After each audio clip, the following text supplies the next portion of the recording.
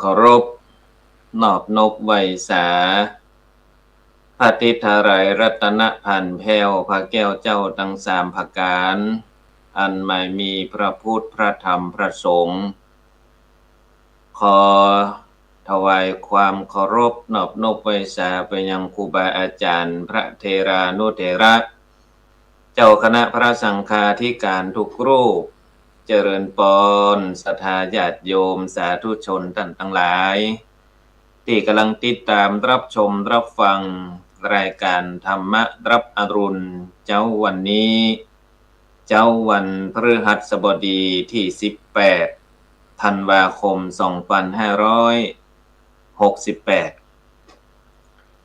ได้มาพบปะกันกับอาตมภาพพระครูจันทสรการเจ้าอาวาสวัดทุ่งหมื่นน้อยตำบลหนองหานอำเภอสันทรายจังหวัดเชียงใหม่ในเมตตาปารมีธรรมของหลวงพ่อท่านพระครูโสพลปริยัติด็อกเตอร์ได้ถวายเวลากับอาตมภาพได้มาพบปะกับศรัทธาญาติโยมสาธุชนท่านทั้งหลายในรายการธรรมรับอรุณเจ้าวันนี้ทุกวันจะมีครูบาอาจารย์พระสงฆ์องค์เจ้านำหลักธรรมคำสอนได้มามาจาพบปะกับท่านทั้งหลายทุกวัน7 โมงถึง7 โมงครึ่งโดยประมาณหมุนเวียนเปลี่ยนกันไปอยู่อย่างนี้สลับซับเปลี่ยนกันไปอย่างอาตมภาพนี่วันพฤหัสบดีเว้นอาทิตย์อย่างปะกันติดนี้ติดหน้าก็เป็นตนอื่นติดในก็จะปะกันทำกรรมหนึ่งวันนี้เป็นจะได้พ่องศรัทธาญาติโยมอากาศตังเจียงใหม่เฮาก็กำลังพอดีกำลังพอดี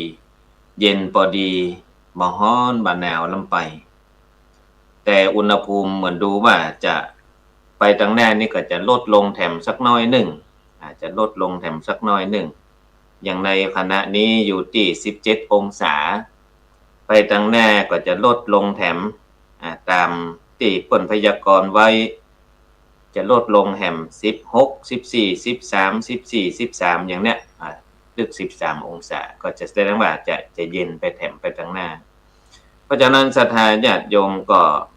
ดูแลรักษาสุขภาพเนอะอากาศเปลี่ยนแปลงอย่างมะเจ้านี่เย็นมาตอนมาหลู่ฮ้อนละอยู่ห่มก็หนาวอยู่แดดก็ฮ้อนคนเฒ่าเปิ้นจังว่าอย่างนั้นเปิ้นว่ามันมนุษย์นี่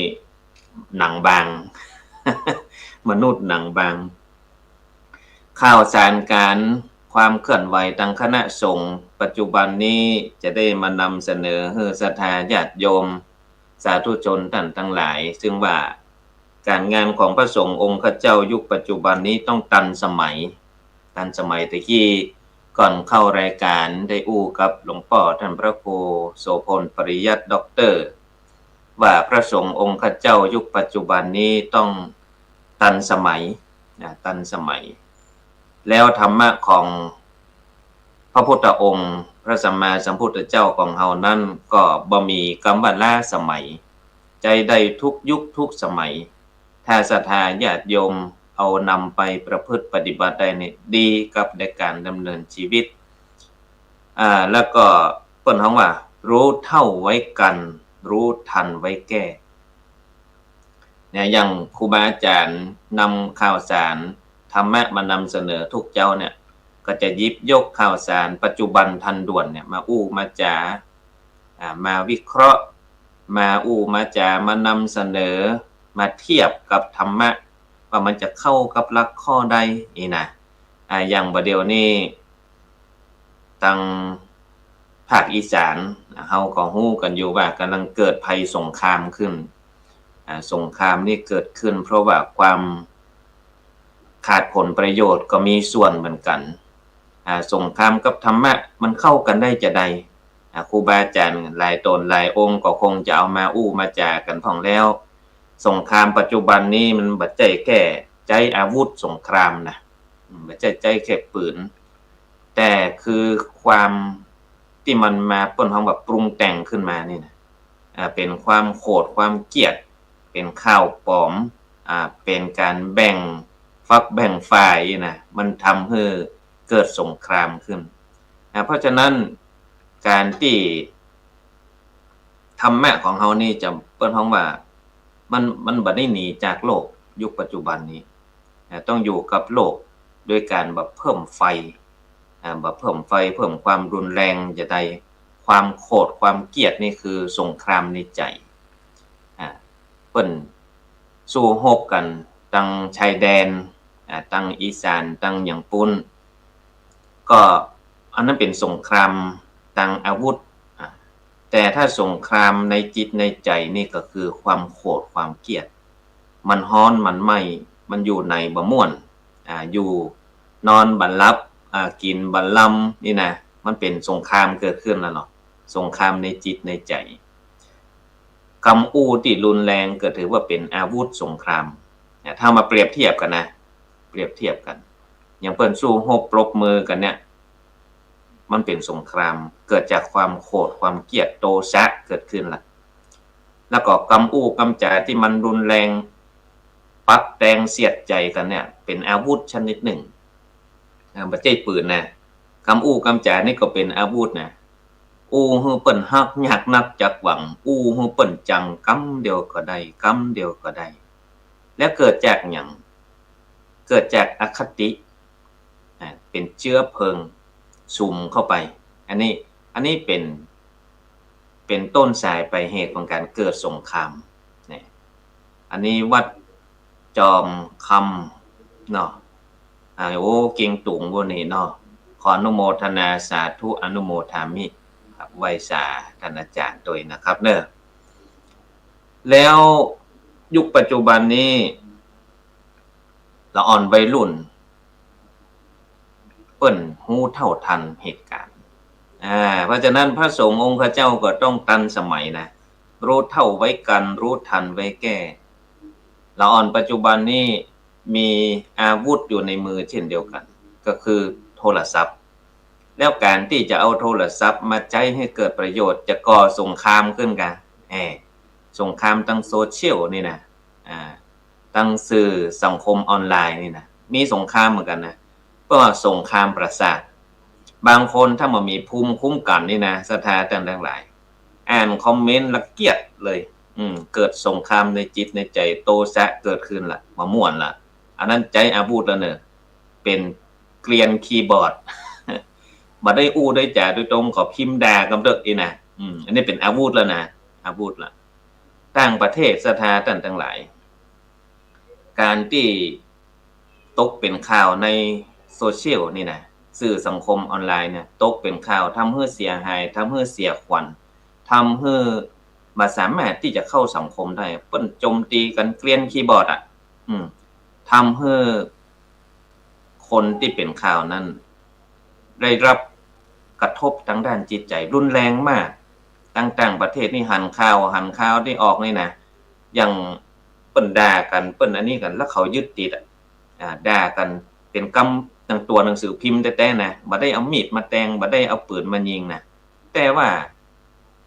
ฆ่าตัวตายได้นะมันกระทบจิตใจขนาดนั้นนะ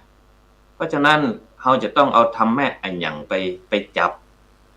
เวลาเกิดขึ้นกับตัวเราแล้วเราจะทำอย่างใดนี่บ่เดี๋ยวสมัยบ่ได้หันหน้าหันตาก็สามารถที่จะแยกให้กันได้บ่ฮู้จักมักคุ้นเลยนะไผเป็นไผลูกเต้าเล่าไผก็บ่ฮู้บ้านหยังก็ยังบ่ฮู้เนี่ยนะชื่อเสียงเรียงนามก็บ่ฮู้หันข่าวขึ้นมาหน้าจอบ่ชอบใจบ่ตรงจริตเฮาด่านี่พิมพ์ด่าซ้ำเติมเข้าไปนะถ้าเป็นเฮาโดนเฮาจะแยกอย่างใดนี่ก็น่าคิดนะน่าคิดเหมือนกันเพราะฉะนั้นต้องรู้เท่าไว้กันฮู้เต้าเขาน่ะเอาไว้กันฮู้ตันเขาเอาไว้แก้วันนี้เอาธรรมะมานำเสนอเพื่อเอาไปใจถือว่าเป็นธรรมะสิ้นปีกันแล้วกันแต่มันก็แฮมกับเกินเดือนเนาะที่จะสิ้นปีข้อที่1เอาละเด้อเตรียมไว้เด้ออันนี้เป็นยานะเป็นยาวางใจเบาข้อที่1วางใจเบาบ่แบกกรรมสมัยแปลว่าดราม่าบ่เก็บเรื่องลบเอาไว้ในใจวางใจเบา บางครั้งบางคราวบ่ใช่ข่าวของเฮานะบ่ใช่เรื่องของเฮาเก็บมาตุกว่าอย่างนั้นเกลียดนอนบ่หลับโอ้ยเอ็นดูเขาอืมเขาไปแยะกันได้ลงคอได้จะใดข่าวอย่างนักข่าวที่ผ่านมาเนี่ยที่เปิ้นเสี่ยงบุญไปสู่บุญนี่นะนักข่าวที่ดังๆเนี่ยบางคนเก็บมาเกลียดไปแยะกันจะได้โอ้เสียดายอนาคตเขาบ่ม่วนเป็นตุกล่ะบ่ได้วางใจเบาบ่แบกดราม่าไว้กำสมัยว่าดราม่าบ่แบกดราม่าบ่เก็บเรื่องราวเรื่องลบต่างๆไว้ในจิตในใจข้อที่2หูตันใจอารมณ์มาก็ฮู้บ่ปล่อยให้พาเผลอบ่ปรุงแต่งเข้าไปเนี่ยอันนี้การอย่างครูบาอาจารย์ที่เพิ่นไปเจริญวิปัสสนานี่นะไปร่ำไปเรียนกันทำสมาธิเจริญวิปัสสนาเพิ่นจะสามารถควบคุมจุดนี้ได้เพราะว่าเพิ่นสอนว่าบ่ให้ปรุงแต่งเป็นผู้สังเกตเท่านั้นจิตออกไปหั่นออกไปนี่เฮาบ่ห้ามหรอกแต่ติดตามดูว่ามันจะไปถึงไหนเมื่อรู้แล้วก็กลับมาที่เดิมอย่าเพิ่นสอนไว้อันหรอกบ่ให้ไปปรุงแต่งพลิกไปบ้านจะยะหยังแถมเข้าไปไหนไปยะอันนั้นยะอันนี้ก็หาอย่ามันปรุงแต่งเข้าไปทำให้เกิดตุกติกๆเพราะฉะนั้นเพิ่นถึงสอนว่าให้รู้บ่ได้รู้ทันใจมันไปที่ท่านบอกอารมณ์เกิดขึ้นบอกความโกรธสมมุติเราไปอ่านข้อความนี่เนาะสถานเนาะเราโพสต์อย่างไปมีคนติเข้ามาแน่เราบ่ชอบใจนะมันยังมาหันอย่างที่เราคิดนี่เนาะเกิดความเครียดล่ะเราก็ฮู้อย่างเดียวพอละโกรธเนาะโกรธเนาะโกรธหน่อยอย่างเพิ่นว่านั่นนะเพราะฉะนั้นต้องฮู้ทันใจข้อที่3นี่ใจสตินะใจสติคิดก่อนพิมพ์ก่อนอู้ก่อนตัดสินใจสำคัญขนาดเปิ้นฮ้องว่าก่อนจะแยะหยังไปนะต้องมีสติก่อนเฮาพิมพ์ไปคนอื่นจะได้รับผลกระทบก่อนจะได้รับผลเสียก็เฮาพิมพ์อันนี้ไปเขาจะม่วนใจว่าตกตาเปิ้นตาตัวนะเฮาจะกึดจะได้ถ้าเฮากึดอีได้นะถ้าเฮาโดนพิมพ์อย่างอี้ไปเฮาก็บ่ม่วนใจหันเฮาก็บ่ต้องพิมพ์ไปว่าเขาบ่ใช่เรื่องของเฮาโดยเนี่ยใจสติคิดก่อนพิมพ์อันนี้บ่กึดหยังอ่านปะบ่ชอบใจด่าเนี่ยมันเป็นอย่างนี้นะบางคนว่านี่บัดจับตาเว้ยขอเพียกให้ตามเราเพียกเพิ่นบ่ฮู้จักกันแท้ๆนะเพียกกันไปด่ากันไปติกันไม่เป็นอย่างเนี้ย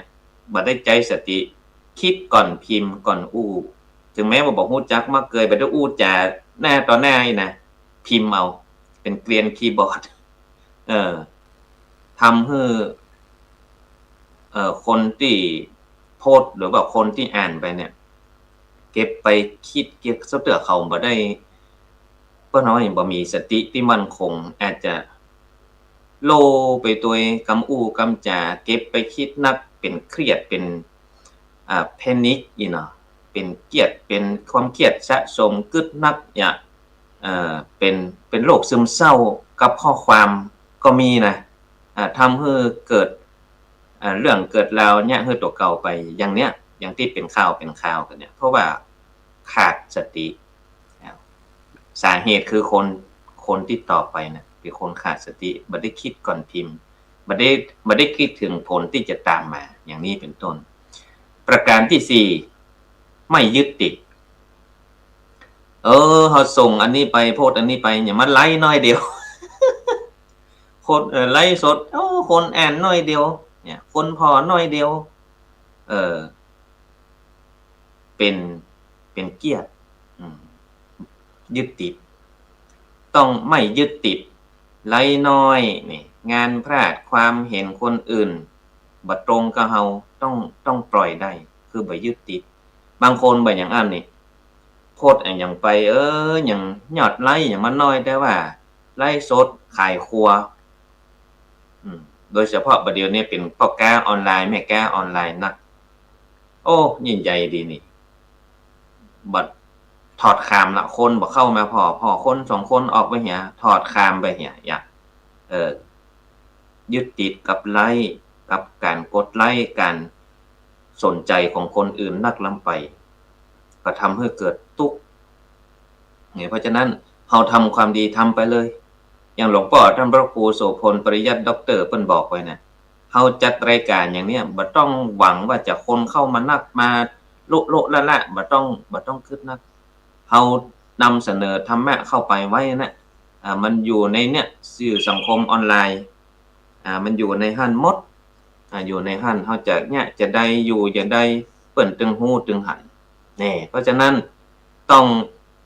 อย่ายึดติดในไลฟ์ในหยังเฮาอย่างเฮามาเทศน์มานำเสนอธรรมะละไว้ใน YouTube ใน Facebook เนี่ยคนเพิ่นสนใจเพิ่นถึงเข้ามานี่อันนี้คือไม่ยึดติดประการที่5ประการสุดท้ายคือใจสมดุลงานชีวิตใจไปด้วยกันอย่างพอดีบ่ฮักโหมนักนำไปบ่ค้ำเคชีวิตบ่ค้ำเคทำการทำงานบ่ค้ำเคจิตใจมันบ่สบายอกสบายใจก็อยู่กับมันเนี่ยมันทำให้ทุกข์บางครั้งเราต้องถอยมาเพื่อดูถ้าเราถอยออกมาจะหันมุมกว้างละเก่านะสถาต้องเตียวไปติดกำแพงหรอเอาหน้าไปจูกำแพงให้นะ มันหันแคบเนาะ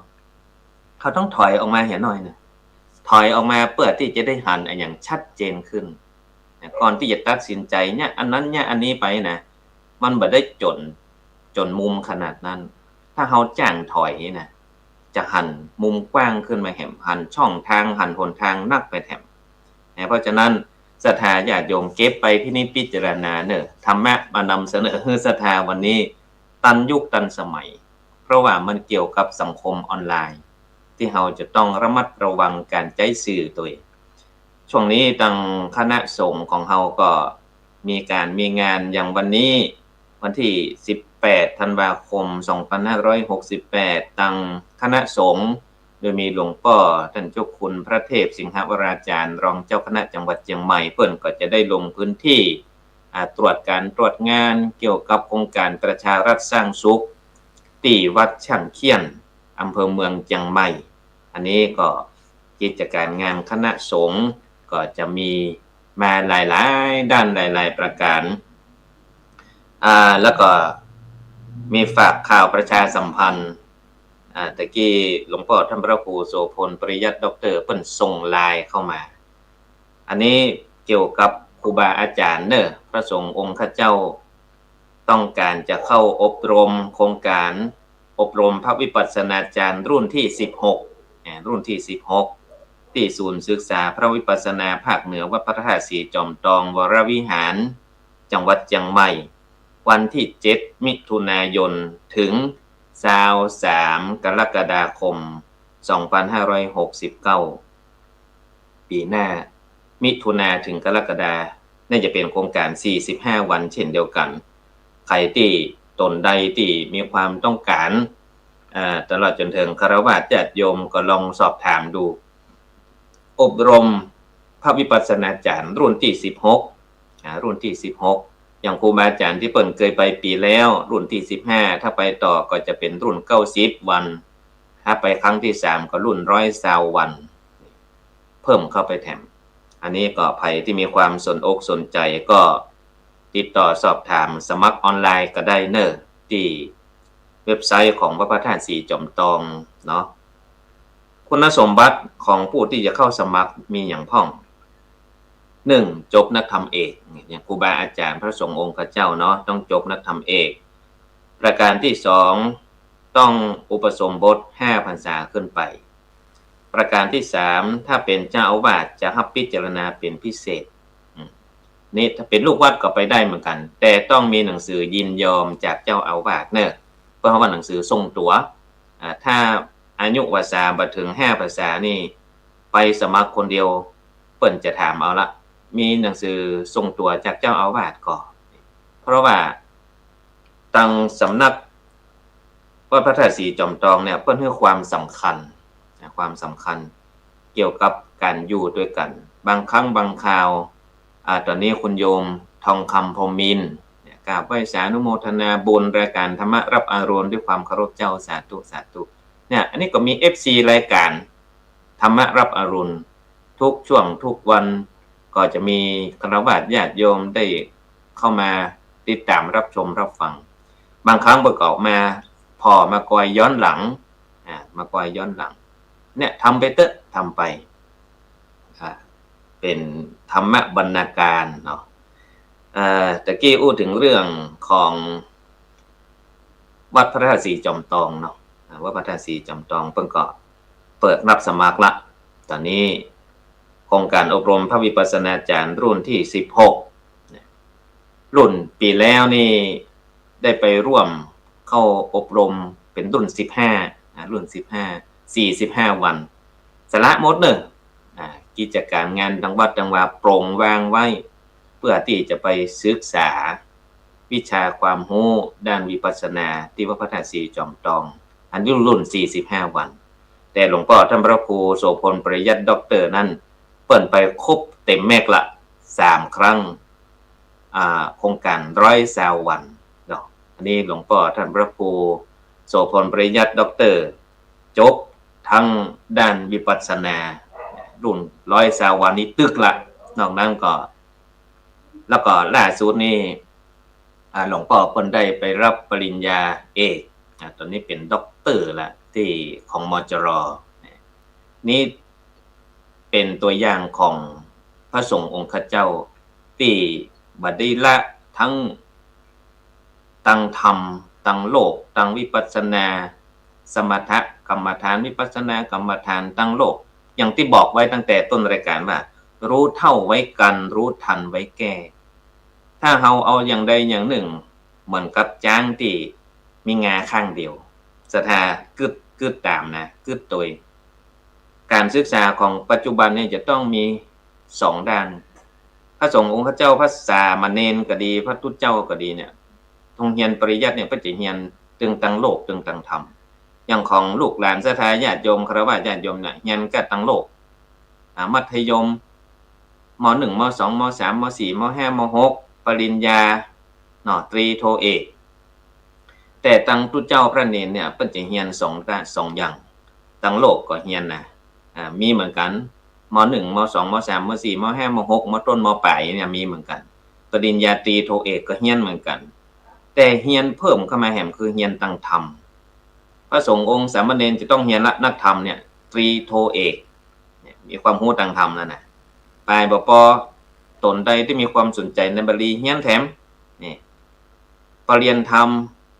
ประโยค1 2ปท3เนาะปริญญาธรรม3 ประโยค4 ประโยค5 ประโยค6 ประโยค7 8 9ตึก9ตึกละเต็มที่ละอันนี้เป็นแผนกบาลีแผนกนักธรรมก็ตึกจันเอกตรีโทเอกนอกจากนั้นมาเรียนอย่างวิปัสสนาแถมเนี่ยอันนี้เพื่อความหลุดพ้นเพื่อรู้เท่าทันโลกรู้ทันจิตรู้ทันใจโครงการอบรมหลักสูตร120 วันตึกละอย่างหลวงพ่อพระครูโสพลปริยัติด็อกเตอร์เนี่ยตึกหมดละตั้งโลกก็จบนักปริญญาเอกละตั้งธรรมก็หลักสูตร120 วันน่ะตั้งวิปัสสนาตั้งบาลีเปิ้นก็ได้หลายประโยคจนชื่อว่าพระครูปริยัติเนาะเพราะฉะนั้นศรัทธาญาติโยมท่านทั้งหลายพระสงฆ์องค์เจ้าก็ต้องมีการพัฒนาล่าสุดที่เวลาก็จะเสี่ยงไปแล้วฮะแต่บักกี่วันที่ผ่านมาเนี่ยได้ไปศึกษาดูงานเพราะว่าทัศนศึกษาเกี่ยวกับพระพุทธศาสนาในประเทศจีนเดี๋ยวพัดต่อไปจะเอามามาเล่าให้ฟังว่าไปหู้ไปหันอันอย่างมาพ่องนะวันนี้เวลามันจะเสี่ยงละเพราะว่าถ้าญาติโยมได้มีโอกาสไปจีนนะอยากให้ศรัทธาญาติโยมไปสถานที่ต่างๆที่เกี่ยวกับพระพุทธศาสนามันบ่ใช่ศาสนาตังเถรวาทเฮามันเป็นมหายานมีหลายศาสนาแต่ละประเทศอย่างโดยเฉพาะประเทศจีนที่ไปฮู้ไปหันมาเนี่ยเพิ่นมีการแกะสลักไว้ในถ้ำก็ดีประเทศจีนนี่มีความทันสมัยแล้วก็มีความเพิ่นเฮาหยังกับการที่พัฒนาด้านวัตถุก็นัก ธรรมชาติก็นักเพราะว่าพื้นที่เปิ้นนักสถานต่างๆหลายกว้างขวางมณฑลเดียวหรือว่าเมืองเดียวเท่าประเทศไทย1ประเทศนะเพราะฉะนั้นศรัทธาญาติโยมท่านทั้งหลายที่มีโอกาสก็ลองไปเยี่ยมชมดูไปศึกษาดูงานอย่างที่ทุกเจ้าไปเนี่ยก็ไปศึกษาดูงานพอวัดพอวาเปิ้นพอประวัติศาสตร์ทางพระพุทธศาสนาเดี๋ยววันพัดต่อไปจะเอามาอู้เปิ้นว่าวัดในเมืองน่ะเปิ้นอยู่ได้อย่างใดเป็นมหายานตลอดจนถึงสถานที่ต่างๆที่เปิ้นสร้างพระพุทธรูปไว้มันมีที่มาที่ไปอย่างใดอีนะเดี๋ยววันพัดต่อไปเนี่ยจะเอามาอู้มาจาอย่างที่มณฑลเสฉวนเนี่ยก็มีพระเจ้าตนหลวงเล่อซานเล่อซานแล้วก็แถมบ่เมินนี่ด้วยจะมีการศึกษาดูงานที่ภูมิภาคลุ่มแม่น้ำโขงอันนี้เป็นการประชุมสัมมนาเครือข่ายร่วมมือการศึกษาภูมิภาคลุ่มแม่น้ำโขงด้านการศึกษาเผยแพร่พุทธศาสนาวัฒนธรรมที่เจียงตุงนครเจียงตุงวันที่27ถึง30มกราคม2569ใครสนใจที่จะไปศึกษาดูงานก็ติดต่อท่านพระครูโสพลปริยัติด็อกเตอร์ที่เจียงตุงปีหน้า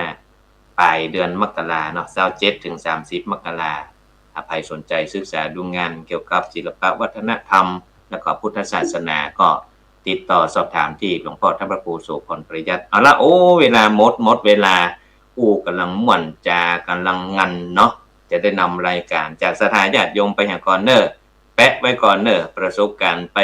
ศึกษาดูงานที่จีนวันพัดในว่าจะมาให้ฟังเนาะขออำลาสถานญาติโยมไปหาก่อนเนอจัตตารโอธัมมาวัฏฏันติอายุวันโนสุขังปะลัง